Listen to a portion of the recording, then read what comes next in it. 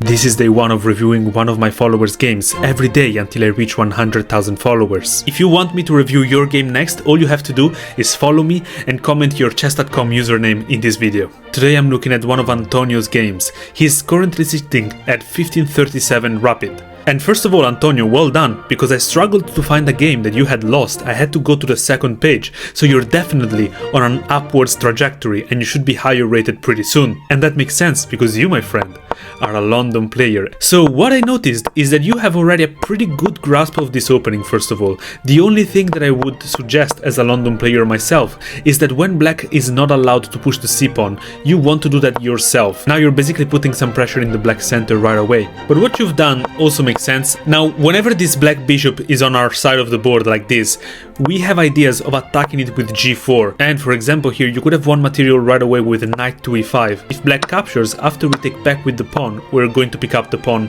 here in the center. So that's a little idea you can keep in mind for the future. Instead you develop the bishop, that's still good, I like it, and now you go with g4. Now here you could consider taking with the knight, that's what the engine wants as well, but I like what you did.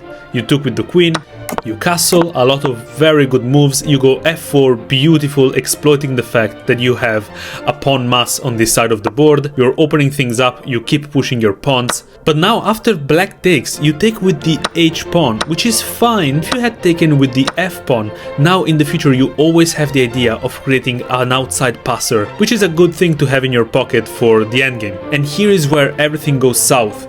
You play rook to h7. Unfortunately, this is a pretty significant blunder. You are relying on the fact that the rook is defended by the queen, but whenever a piece is only defended by one other piece, you need to ask yourself, is that piece doing something where it is right now? Was that queen useful where it was? And the answer is yes, the queen is defending the very fundamental backwards e-pawn. And so after black trades, you're going to lose that pawn and all of a sudden you're already completely lost. You're going to lose some more material, and you do. And unfortunately from here, your opponent plays very well. They pick up 3 pawns in just a few moves and they continue with the initiative, and eventually you get checkmated like this. So overall, I think you're definitely doing very well for your rating.